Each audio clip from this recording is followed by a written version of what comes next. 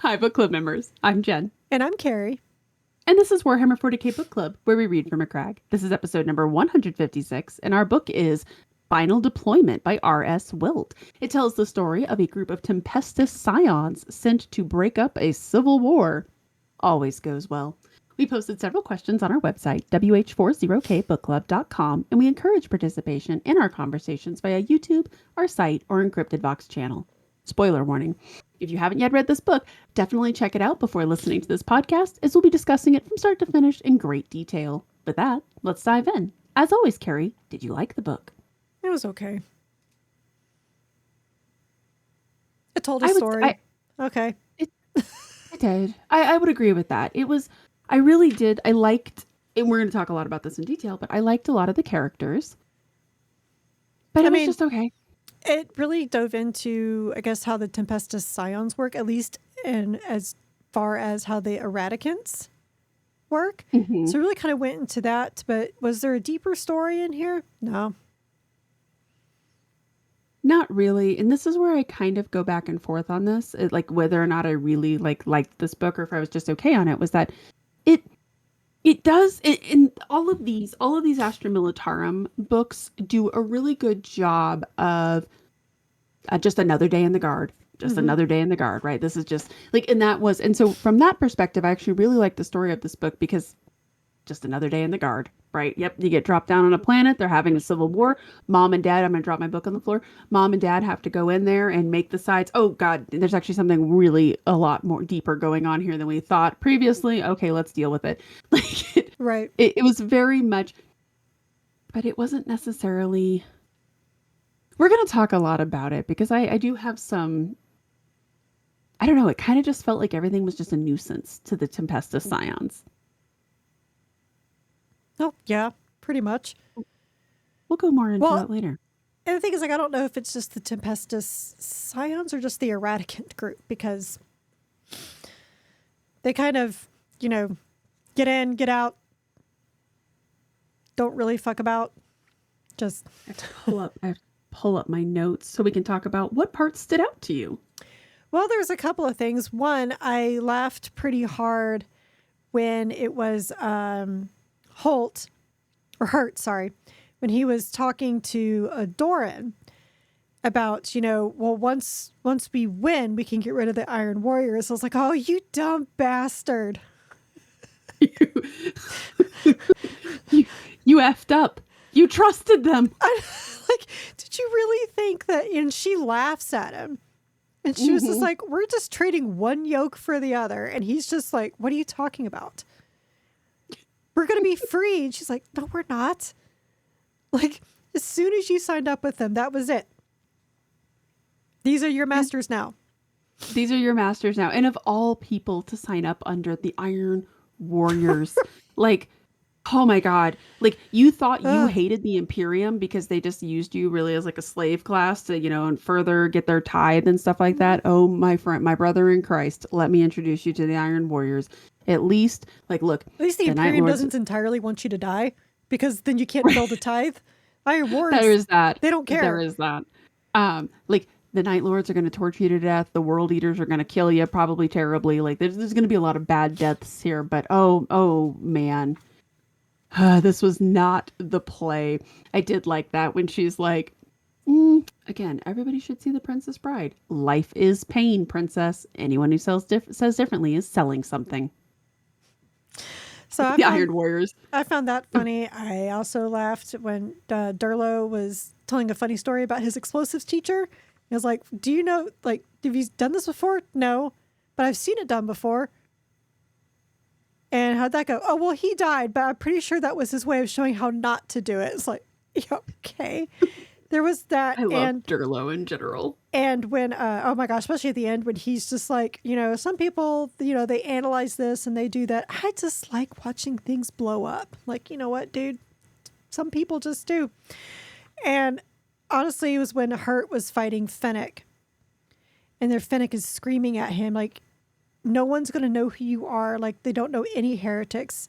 And Hurt says, but everybody knows who Abaddon is. Everyone knows who Abaddon is. Like, yeah. That was a wonderful line. But it was a wonderful line in a couple of ways because I'm sorry. Are you comparing yourself to Abaddon right now? Like everybody knows who Abaddon is because that was like big. He's like a big guy. He does things. He destroyed a planet. I'm He's been sorry. around for 10,000 years. You know. Yeah. Um, you started a failed civil war on your planet. Like I don't know what you had to be rescued by the Iron Warriors. Like Nobody even knows who these Iron Warriors are. You know? no, most people don't even know who the Iron Warriors are in general, like in the 40k universe. Um, I liked on page 256 when Colonel Staring is losing her mind, right? Because she's like, you tried to kill us and blah, blah, blah. And she says, what good is a victory if there are no victors? And Traxel points out the lives of the soldiers who fought here were forfeit the moment they laid eyes upon the accursed Iron Warrior. Yes, we talked Like, about the Inquisition's going to kill you all anyway. Like, so, you know, mhm. like, yeah, that sucks. That does suck. Yeah, so you can get bombarded by us and killed, and it's kind of ignoble. Or you can think that you've won and then have the Inquisition show up and kill you anyways. Because you saw So, something that they think you shouldn't have. So,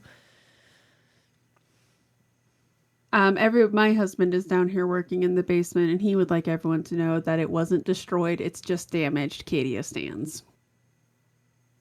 Thank you for that. we didn't mention There. Cadia, but thanks, dude. I did actually when I was talking about Abaddon, and I was like, he kind of destroyed a planet. Like Oh, you had a well, failed civil war. what? Okay, whatever. That's a reach, but, you know. Can we play back the tape? No. Because that sounds like editing on my part. I'm just not good with that. So, Okay, we really need to fire our AB department.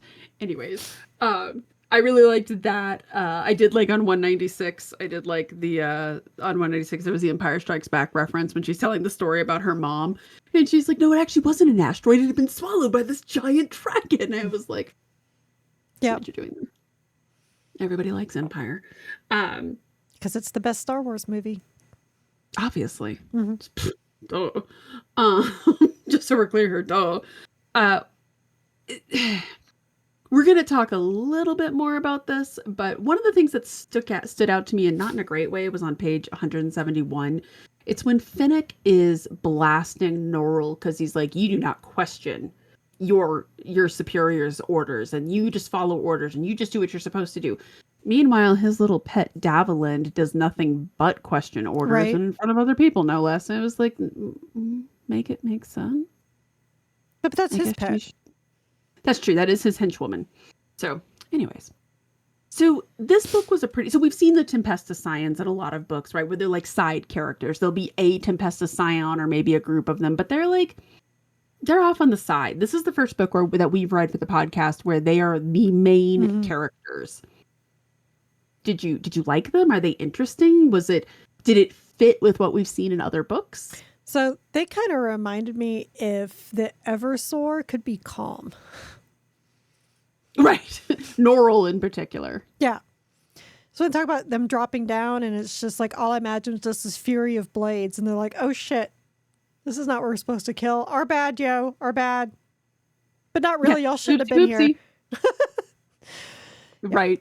I do love that that's kind of their reaction when they're just like, that one dropped in and killed our guys. And they're just like, yeah, anyways, moving on. That happened. Oh, okay. It's like that, is it? I liked them. They walk this weird kind of gray area where, yes, you're right. That's actually a much better comparison. To me, they felt almost Space Marine-y. Like we need to have people who are unstoppable, don't really need to stop to sleep, right? Like they kept talking about how everyone would go into a trance, right? Right. I do think the Eversor is probably a better example of them just, yeah, we're calm. We're not quite that crazy. We're not quite that unstoppable. Like we can be killed. Obviously the Eversor can be killed, but it's very difficult. We don't have to go into a trance due to drugs. Right, exactly. I did like when Davalinda's handing out the drugs and she's just like, yeah, if you have too many doses of this, you're going to be gone. the ever sore laugh and drug addiction. Well, I guess technically all of the Assassinorum probably laugh and drug addiction in some way or form, since we know that the Calidus need them too. Anyways, to keep the muscles on their bones right from sliding off. I want everyone to know that line in that book lives rent free in my head, and every now and then it just pops in there. Oh, obviously it lives rent free in mine because I just mentioned it. So when she's like, "Oh yeah, no, if I don't have it, my muscles will slough." The fact that they said slough off my bones, just slough off my bones. The reason why I think that lives rent free in my head is because when she said that, the first thing I thought of was, oh my God, what was that movie? We Were Soldiers. But the guy when they got hit by the napalm and they grabbed his legs to pick him up and right off the bone. That noise still to this day lives rent free in my head. So when she said that, that's immediately what I thought of. that's really funny. And that's pretty accurate. Right. Yeah, that one just, hey, that's anyways, I did like looking into their training and looking into why they are such, because we always hear this, right? Like you see them and you're like, oh my God, the Tempestus Scions, the badasses. Yeah, no, they are. They're pretty much the badasses. Norrell in particular, I thought, and Durlo, justice for Durlo. He went out like a badass. It was fine. It was fine. I liked Bissett too. She went out like a badass. I liked Bissett. Oh my God, I loved her too. I think actually I really liked, and we'll talk more about this, but I really did like most of the Tempestus Scions, except for Daviland. Except for Daviland. Everyone's like, I even liked Tebe. Oh, Tebe was great. Yeah. Oh, okay. We're going to talk about this more later. I'm just going to talk about Fennec really quickly, but don't worry, we'll get to him. But I thought it was a really nice way to show that, yes, they are still human. They still have human foibles. They still have, the core of what is a human. But man, we have just sanded off so many of those rough edges, and we have made them into what we need them to be for the Astra Militarum. So yeah, be scared of them. Be very, very scared of them. And it is always interesting to me. I always like to see the Imperial command structure. So when Jeev is like, yep, you're going to go do this. And they're like, yeah, sure, pal. And they get outside and you're like, nope, we don't take orders from that guy. That's not, our orders don't come from him. Interesting. Yeah, but even the commissar was like, yeah, you got a point. Yeah, 100%. He's just like, yeah, no, totally. So from a narrative structure on this book, when you read the back of the book, it talks a lot about Traxel, right? This is not about Traxel. Who is the main character of this book? That'd be Norrell, dude. That'd be Norrell. 100% it is Norrell. 100% it's Norrell. Although it does kind of flirt with Daviland being the main character too. Like it's almost as if Norrell and Daviland share the book. Maybe. I mean, if you want to say he's the lead actor and she's the leading actress, sure. Yeah, that's a good way to word it, yes. But which was unfortunate because of how I felt about Daviland. But it's interesting because the book talked so much about Traxel. Like on the back of the book, it's like, oh my God, Traxel, oh my God, Traxel. And all of the conversations really center around Traxel, right? There's a lot of page there is a lot, but it's like about Traxel. So this particular line on the back of the book, on Rillis, Traxel will face the foe that broke him. This time, there is no price he will not pay. He didn't face the foe who broke him. He faced another Adeptus Astartes. There's no price he will pay. No, we didn't even get into how he was affected. It was things were mentioned about Adeptus Astartes. Right. It was like, and it was mentioned, we saw him have flashbacks. It never went into details. So like whoever wrote the back of this book, I'm sorry, you did not read this book. Do you think it was AI generated? Well, it doesn't start out in today's, ever-changing landscape. So I'm going to say no. In the ever-changing landscape of Although there Warhammer is 40k, an M-dash that is used improperly, so maybe. Mayhaps. It was really... Is there a semicolon in here too? No, but the M-dash right there, yeah. They do not, but it was weird. And look, back of the book, who cares, right? But it is weird it is, but it was weird, yeah. because I went in thinking like, oh, this is going to be about Traxel. There's a lot of Norrell in here, which I liked because I really liked Norrell as a character. And I would love to read another book about him. So I was fine with it, but it was a little strange. And there is no price he will not pay. Yeah, I mean, he kills a lot of Imperial Guardsmen in pursuit of this. But I don't think that was I don't think that was a set price he's willing to pay, right? To him, that's just, you can't the cost of doing business. You can't make an omelet without breaking some eggs. 100%. And he would have done the same thing no matter who the enemy was. Oh, absolutely. Like, I don't think it was because I mean, the Iron Warriors obviously up the stakes a lot, right? Versus just like, oh my God, we got to go and break 2 fighting kids up, right? No, it's definitely a little bit more, but again, I just kind of felt like it was the cost of doing business. So this is where the book kind of starts to just get into the meh territory for me, is that, okay, so Traxel, we have all this stuff about Traxel, and there's a lot of a lot of conversations about Traxel. But to your point, like, yeah, he has an episode. But this whole thing about he's supposed to go back to the Skolum so that he can teach the next generation. Okay. I guess, sure, go do that. Like, I didn't really understand. And then there was the whole thing with Finnick and Norrell where he's like, yeah, he's intentionally keeping you back. Okay, I guess. I mean, again, that part of the narrative, I was like, oh, okay, I guess, but like, are we going to do anything with this? Not really. Traxel gets killed, so. Well, I mean, Finnick said he's either going to die here, or he's going to be promoted. Right. So he's not going to be the Tempester. Yeah, right. He's not going to be the Tempester one way or another, right?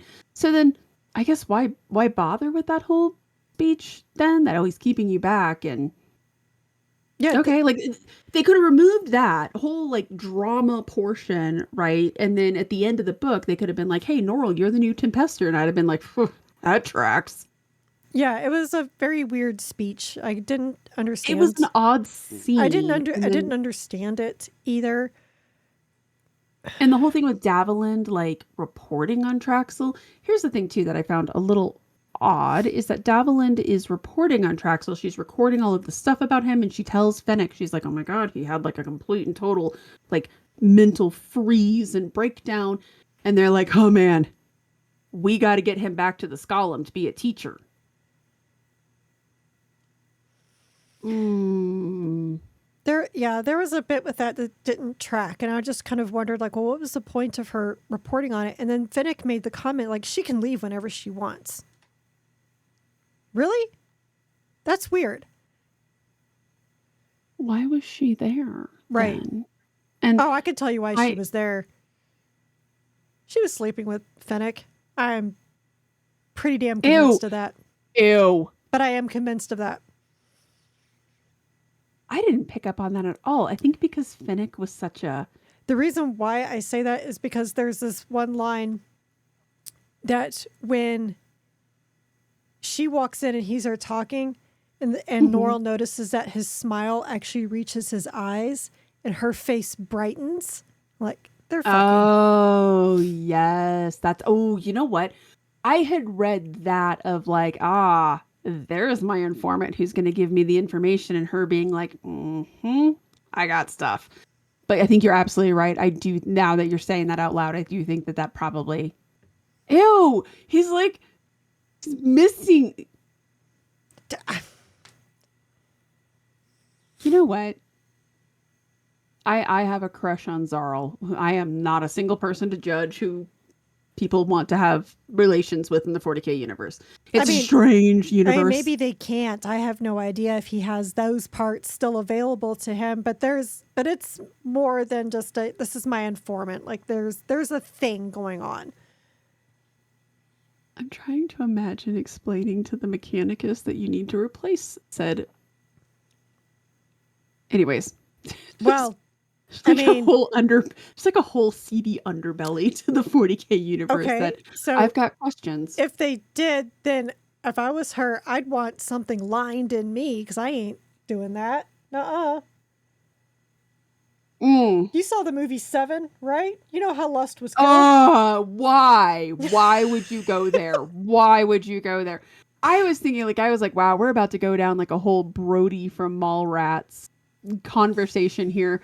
Where he's asking But Stanley about how the characters, his dongs. powers are enhanced by the Earth's sun. When he blows a load, it goes straight through her back. I watched Mallrats a lot as a teenager. Anyways, We watched it a lot when on. I was in college. Oh my God, moving on. Moving on with our lives. Yes, you know what though, that is not an undertone that I picked up on, but I do think you could be correct on that. And that would actually explain a little bit. But I just don't really understand like this whole spying on him and like reporting, and when she's just like, yeah, all of these people are head cases. Norrell, Durlo, Basat, they're all head cases. I don't really know what the point of that was, because his reaction to Traxel's a head case is, yeah, we got to get him back to teaching. Norrell's a head case. Yeah, we got to make sure he's the leader of the Eradicant after that. Right. Right. Like, it really didn't feel, like, it felt like it was, quite frankly, it kind of felt like it was just padding the runtime and adding some kind of drama in there, but not really. Like, we don't really do anything with it in the end. And again, I like where Norrell ended up. Davalind, though, God, she's a medic, but then she's also a soldier who's super, super capable, and she's a Tempestus Scion, but then she can leave whenever she wants. She questions her commanding officer in front of everybody else. Like, it's not even like a, do you have a minute so we can, like, talk about this for a second? Which is weird because it's not like she doesn't... So the thing about that, so, all right, she said she's a soldier. She is a Tempestus Scion. So this is obviously not the first group she's ever served under. Perhaps it's the first Eradicant she has served under. They kind of make that. But you can't tell me that it is normal for her to think, even with a normal Tempestus Scion regiment, that it's okay to question your commander. What makes me wonder... In front of everyone else. What makes me wonder is the fact that she is spying on him, that she feels like she can do this because Fennec is there. I think she said that because by Fennec's presence. Fennec will back me up. Fennec will back me up on this because you're obviously not of sound mind. Right, but you would think, like, but I mean, God, like right there, this is more evidence that these two are having an affair, because I actually was very shocked by his reaction, because again, Norrell lightly questions. He kind of balks at something, and immediately Fennec is like, nope, that's a breakdown in the command, and we do not do that. But she is like, excuse me, sir, I don't think that's the right idea, and you're doing this wrong.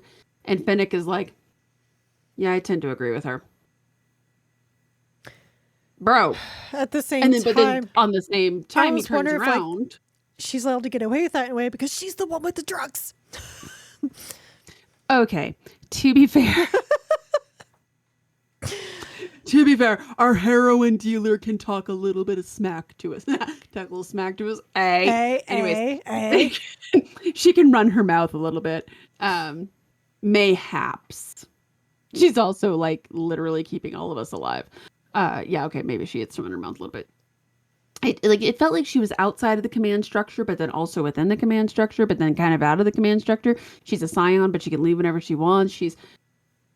I don't know. It also, when they kept talking about how she was Macragian, okay, the Macragians are not going to be questioning their commanding officer in front of everybody else. That is definitely, they're big on courage and honor. Ultramarine roots. Yeah, exactly. Like, she's going to be big on courage and honor and yada, yada, yada, but, yeah, but there's that honor. You are not doing your people proud. There's that honor part. Yeah. And with the honor part, even when they disagree with their squad leaders, they go to them in private.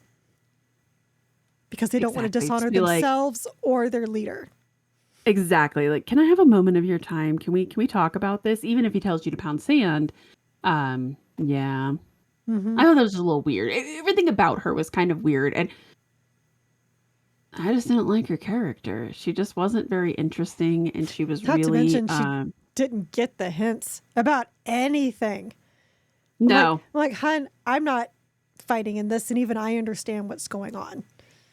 Right.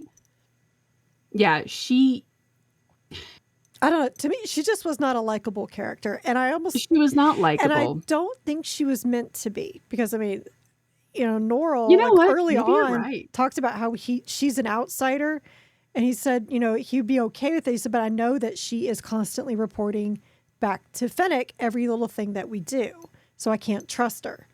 Well, that's a bad thing when Right. you can't trust somebody in your squad. True, true. And Norrell, from the get-go, he's given this kind of cheeky, badass intro. I think Basat is given this really, like, Mm-hmm. she has a really interesting intro, and her little character quirks and everything are really fun. Durlo is given a fun intro, right? He's really, he actually has the majority of the really funny lines in the book. Atebe is just kind of badass. Who's that other guy? Akratumo. He also had Akatomo. he had some good lines. Oh, he was fun too. I did I was like the sad when thing. he died.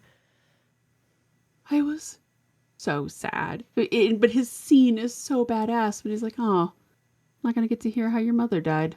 Just the fact, I think it was a Tebe, and she's like, "Can you at least pull yourself up?" And he's like, "I can't feel anything from the neck down." It's like, oh my god, He's not going to make it. nope. Even if she did get him up on the wing, And I did like the what do you call it? The Vox set is it's cursed. cursed. Yeah, I should have gotten rid of it. I was very sad about that. Let's talk a little bit about Fennec. Did you like him as a character? Was he a good foil to Traxel and his crew? He confused me, and the reason why I say that is because early on in the book, Tebe has hurt in her sights. She's like, "We can end this right now." And he's like, "Well, we still got to wait for command," which I understand happens. But I also, after the end, I'm wondering, did you do that so you could face hurt yourself? Right. Yeah, that's actually a good read on that. I had a less generous read. So The pride on one, him oh was my God, the just, pride on him. But can I tell you right now, the first like third of the book really telegraphs him as being like, he's got it out for Traxel and he's gonna kill Traxel. Like there's gonna be like I kept thinking, I was like, oh God, there's gonna be some stupid scene later on where he's like, and now I kill you, ha ha ha ha. And then everybody else has to kill Fennec, right? Because he's one of those commissars. No, no, actually, he's just a commissar, man. Yes, he's prideful. Yes, he's a little arrogant, and yes, he definitely has a very tight eye on Traxel because he recognizes that there is a problem. Traxel's a little bit of a head case. But I did like that the author really resisted that urge to do something like that with him. But the first third of the book, I was like, okay, he's going to be a bad guy. And then maybe somewhere in the writing of the book, he was like, nah, B, he's actually going to be, fooled you. So I actually thought that it was just kind of like, oh, I changed my mind what I wanted to do with that guy. But maybe you are correct. Maybe it was just this prideful, this is an Imperial officer who went against the code, and by God, I'm going to commissar him. right. That's how I interpreted it at the end. Which I actually do like. I actually do like that as an interpretation. And I did feel that way when he walks in there. It felt like he's just like, yeah, you done messed up, AA Ron. Now you Yeah. gotta get commissarred. But I like Hert's reaction to it. He was like, I've learned never to underestimate a commissar ever again. Now, his story was fun. We'll talk more about Hurt in a sec, but I liked Traxel, but again, I just think a lot of his his schemy stuff and like his like speeches that he gave to the various crew members and his kind of musings on them. I don't. You mean Fennec? Sorry, yes, Yeah, okay. Fennec. I got very confused for a second. I was like, surely she. You doesn't should mean have been Traxel. confused, yeah. Because I remember I did not mean Traxel giving Traxel. I meant speeches. yeah, no, no, he was a man of few words actually, which I kind of liked about him. Yep. Fennec. I don't know. A lot of his stuff, it was all about Traxel. When we already going to talk about this, but what was the point?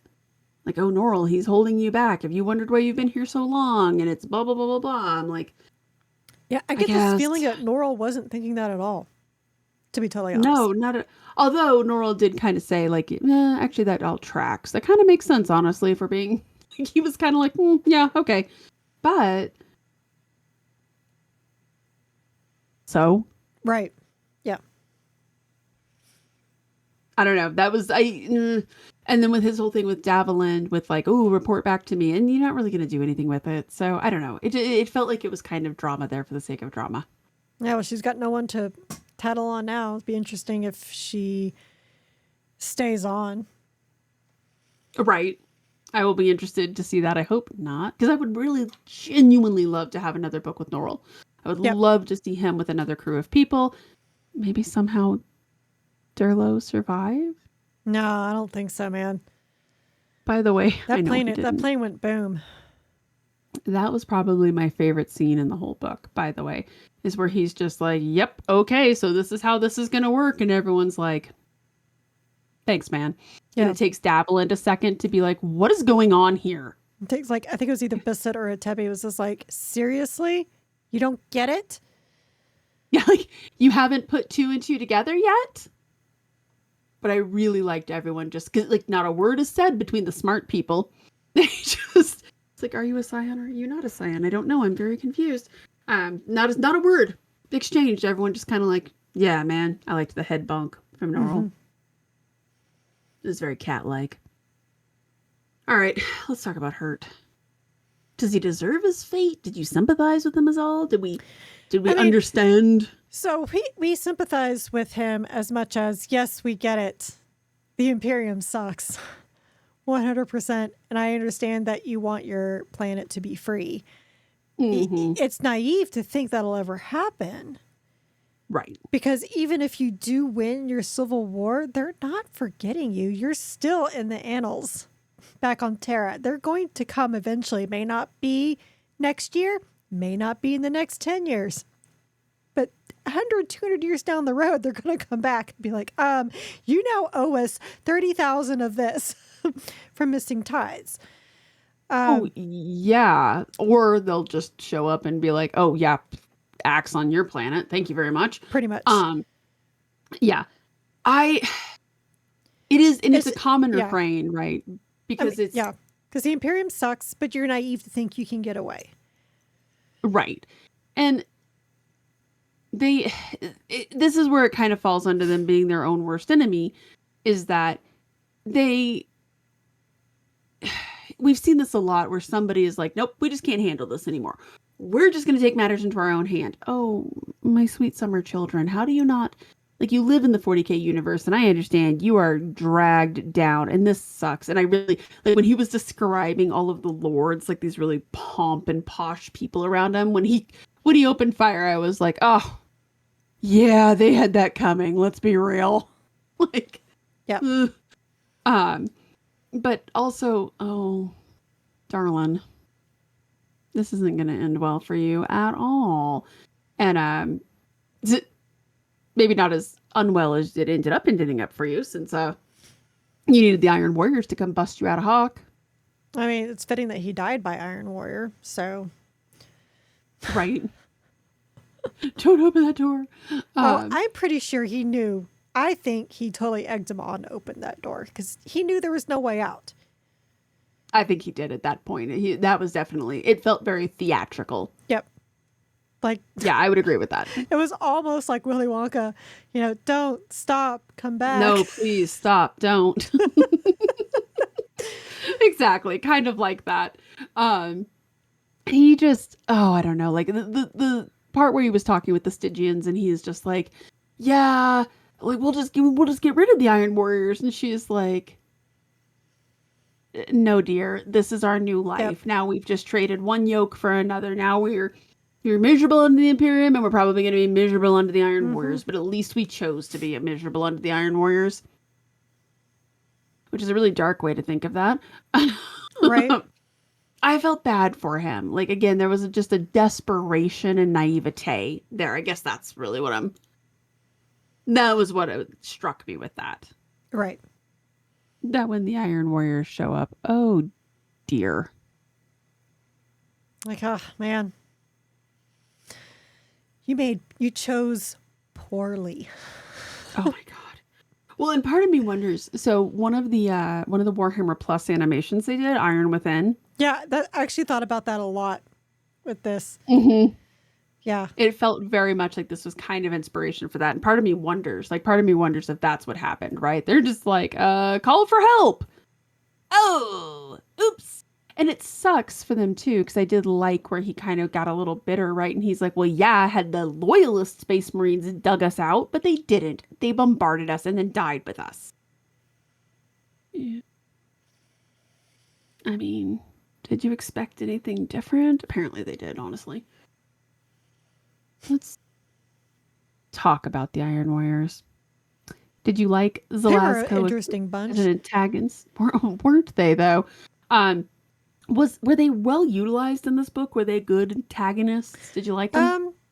I mean, I think that Blot, he was interesting. He was the very stereotypical, overly arrogant, siege warfare Iron Warrior.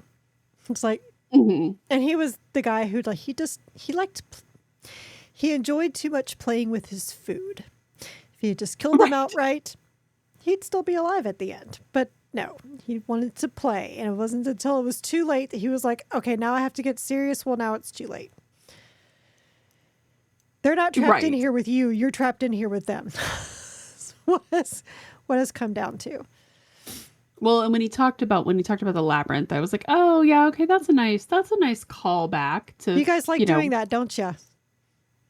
Well, it's also that was more labyrinthine, right? I liked the idea of that whole like, yeah, this is how we'll trap these humans, and look how they're doing this, and look how they're doing this. Like he was a good strategist, and he had a great mind for So it kind of made me think of with the labyrinth, how he gets them in there and how you guys can't leave.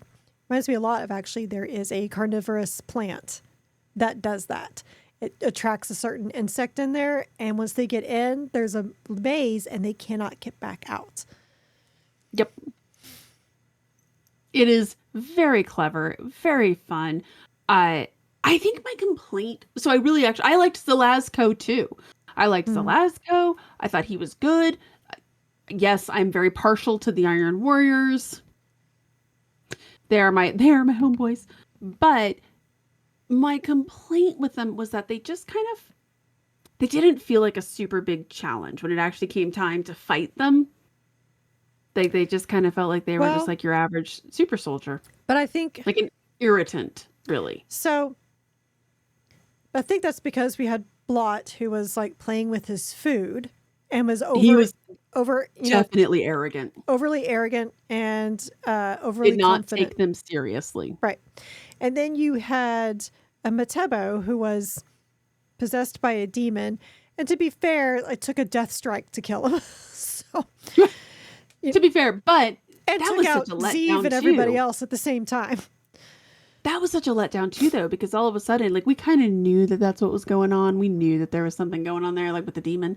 And when he comes out and he's just like, my challenge, and I was like, oh, okay, so that's now 2 Iron Warriors that we have dealt with in a somewhat, not saying that the loss of life wasn't bad, but like a somewhat super easy, barely an inconvenience for the Tempestus Scions, who've already made peace with killing a lot of the Imperial Guard on this planet.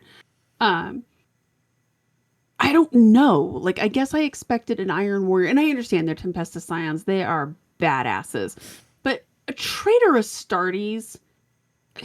Okay, so for those of people who have read the Gaunt's Ghost series, my favorite book is... Well, my second favorite book is actually the one when they're on Garyon. The first one, I think it's Only in Death. There is a scene in that book that I do not like. There's like a group of Chaos Marines that come in there, and a bunch of guardsmen and native tribesmen are able to kill the traitor Marines. And it always kind of felt a little OP. Right. No, I mean, I get that. But Zelasco, we also had that regiment of the Imperial Guard probably softened him up just a little bit. Yeah, okay, that's fair. So, and he ended up taking out like most of the Scions in the end. He took out, Traxel and Tebi barely made it. Norrell barely made it. So it was not like an easy fight, to say the Right. least. That was the most challenging one. I forgot that he just kills everybody pretty much. I forgot that was also where I remember him killing. Like, I liked he killed Traxel. Okay, sorry, I didn't like that he killed Traxel. You know what I mean? Yes, I do. That sounded so weird the way I said that. I It was was like, a, I it like was that Traxel died. It was a fitting way for Traxel to go. It was such a fitting way for him to go, and he goes out like a badass. And Norrell, like everybody, it was the ones before that it just didn't feel. I don't know. It didn't feel like the challenge that I guess I was expecting it to. Although I guess you're right. We probably can just write everything off, right? As just, oh, well, this guy was arrogant. That And it was just I just like him killing my Iron Warriors, you guys. And it was just 3 of them. Don't kill my Iron Warriors. Now I know that the whole premise of Space Marine 2 is that you get 3, right? You go off and kill all these Tyranids and everything. Men. But that's also 3 loyalists who will work together. You get 3 traitor. Okay, Like, and that's kind of what I was thinking about. Is I'm like, and again, like just coming off of the Siege of Terra, this is where they really figure out that it takes like 50 humans to kill a traitor Space Marine, right? Well, then I guess maybe one Tempestus Scion is worth 10 people. I don't know what to tell you. I guess so. I think that's the problem that I'm having with this, is that it feels so. I don't know. Like the fact that they were able to kill all of them, I was like, I guess. But I guess you're right. They're not really Norrell working together. And killed like half a regiment.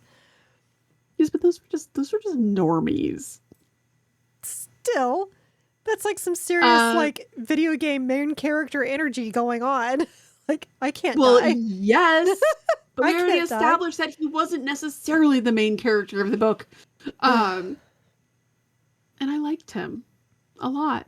I guess I just don't want him killing my Iron Warriors, you guys. Like, okay, what if it was Thousand Suns? Would you be cooler with it?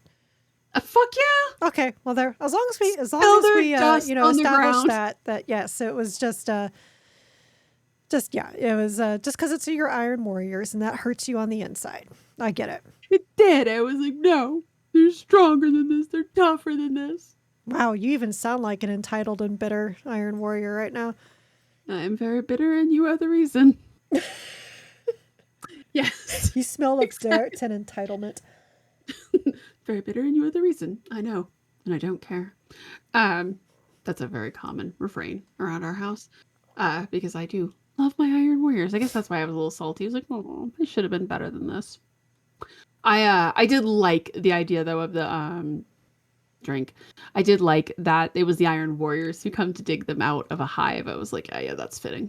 Right? That's fitting. Right. Oh, you guys are buried under a hive? No problem. We got this. Oh, the Stygians are like, yeah, no problem. We'll deal with it. It's fine. No big deal. When they were describing the way that they looked, like the guy who had like the scaly stuff like in his hair, I was like, ew. Yeah, I guess Zaleska is not unscarred anymore. Ah, I did like that. Okay, can we say though, like how weird it was with her like crush on him? No, hold on a second. You know what's even weirder? Was the Dark Mechanicus. Okay. When she like hugs the Lasco, I was like, what? It was just like almost like petting him on the head, like, calm down, my pretty. It's okay. It's okay. It's like, what the hell is going on here? I don't know. And look, it doesn't, not just because it's an Iron Warrior. If it had been a Thousand Sun and like, oh, come here, sweet my no, sweet child. actually, not like, even a Thousand Sun. But if it was a word bearer, I would have understood, because remember Argyl's Hall? So okay, yeah, that's true. Okay, fair. But no, I did not. That was weird. It was weird. That and it was dropped. It was just so dropped and like. It's never referenced again. The next time he's like, oh yeah, sorry, that was a little childish of me. And I was like, oh, did Mommy Mechanicus tell you that? Mech Mommy. I think I want that on a business card, Mommy Mechanicus.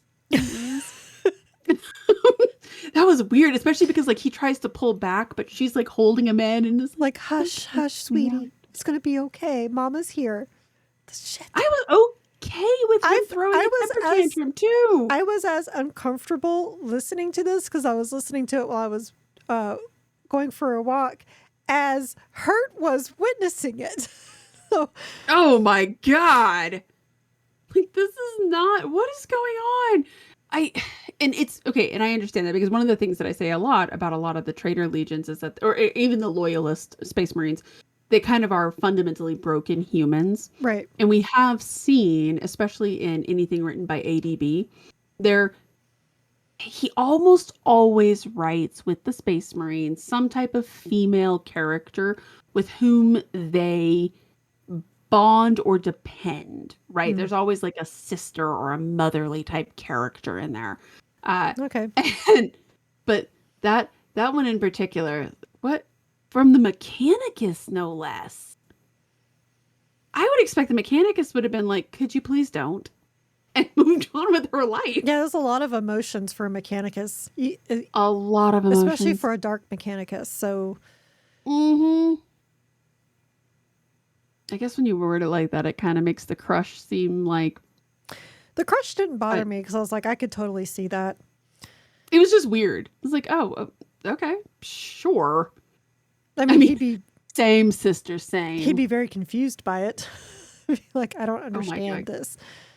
I think the loyalists would be confused. I think the traitors would probably be like, "Are you kidding me?" Like, no. Sister. unless you have 10 mechadendrites and want to hug me, let me call you mommy. I guess. It was weird. Yep. And you're right. It like just never gets mentioned again. And she just kind of exit stage left. And I was like, wait, whatever happened to her? I guess she just took the stuff and left. Cool, I guess. Yeah. I guess she was like, nope, actually, this is all ours. Yoink. Sure, whatever.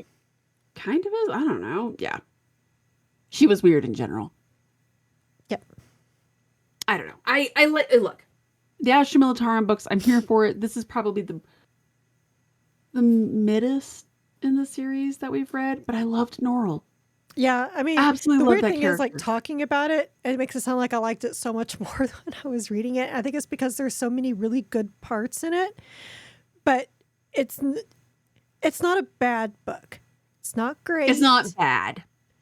It's not bad. It's okay. No, I would. It's a solid C+. Sure, that sounds fair to me. I really, again, some of the characters C+, were excellent. B-. Some of the scenes, some of the scenes were excellent. Right. But yeah, maybe Mommy Mechanicus is what really drags it down. Although, okay, here's one thing that I will say. Weird. Here's one thing I will say. Step away from the thesaurus, for the love of God. There were so many words in this book where I would just be reading along and all of a sudden I'd be like, what? Why would you go with that? Okay, sure. And then just keep going on. Like, keep going on along. Didn't come across anything I didn't know. Right. But like reading and you're like, oh, that's a interesting choice. Anyways. Kind of like Graham McNeil's penchant for sobriquet. It's just, you were like, oh, was this necessary? I don't know. Oh, yeah. That's right. The Fulgrim book. Fulgrim Horse Heresy book. Must be clear. Because there's lots of there's now 3 Fulgrim books. We got to be clear which one we're talking about. Fulgrim, the... Oh, yeah, that's true, huh? Fulgrim, the Primarch book. Fulgrim, he's now in 40k, kind of, but not really. So Fulgrim is in the fourth or 5th book in the Horus Heresy. It's one of those 2. Technically, is that Fulgrim 1? And the Primarch book is Fulgrim 2. I guess. And then the one that we just recently read was Fulgrim 3. Why not? The Fulgriming. I don't know. I just work here. Yeah, that was my one. That was another complaint. There's a lot of padding in this book and a lot of things that I was like, whew, that does not roll off the tongue. Also, stop using ochre. Okay, ochre is on our bingo card, so I need the ochre to stay, to be totally honest. It's approaching the free square. It can be B1. can be B1 for right now, but Ochre is definitely approaching the free square at this point. Oh, dear God. And the crazy thing is, like, I could make a separate one for Horus Heresy because a lot of those writers, they use, like, sobriquet. And Panoply is used a lot in Horus Heresy. That's not used in the modern 40K. So, anyway, if I ever do make a bingo card, but that sounds like effort. Like our millions of other projects. I bet you Copilot can generate that. Okay, you know what? Fuck you and fuck Copilot. Fuck you for mentioning Copilot. Copilot's not good for much, but it does do good imagery. But anything else, it's like talking to the Outlook search bar. They were like, oh man, our Outlook search bar is so good. Let's put them on the Copilot team. Oh, let's. I'm not bitter. You are bitter. I'm very bitter, and it is the reason. Yeah, you're the one who brought it up. God. I'm sorry. Do you want to take us out, Carrie? I guess. Oh, wait, sorry. Wait, we got to talk about what we're reading? We got to talk about our next book. God. Well, I don't have it here physically. So I do. We are finishing the Yarick series finally. Ba-dum-bum-bum. And did you guys see that they're coming out with a new limited edition box set of Yarick? It's like they know. It's like they know. Yeah. We're getting a new box set of Yarick and like 4 new books. You guys, the noise that came out of my mouth when I saw that there's another Steve Lyons Krieg book. And a sequel to Steel Tread. It was kind of like that, actually. Is that they just released an Audible version of Imperial Creed. But not Pirates of Armageddon. So maybe after we do our review, they're like, oh, hey, people are reading this book. Maybe we should do that. Because I'm now convinced that they listen to us. They do. I will be booking no complaints. Mm-hmm. Somebody there No, we don't does. listen to you. Yeah. So we're going to be finishing up Yarick, and then hopefully, wait, didn't we just buy a book? Did I buy a book? Paragon. No, wait. No. Hold, please. I'm confused.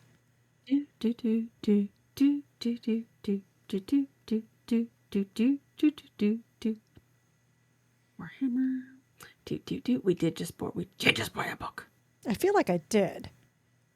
On August 9th. What did we buy? Was that the final deployment? Yeah, never mind. What's the other one?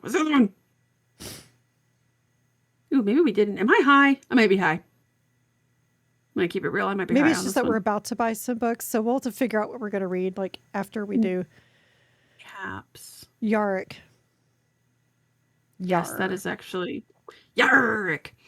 Yeah. So anyways, that's the one. But we do have new books coming out, which is very, very exciting to me.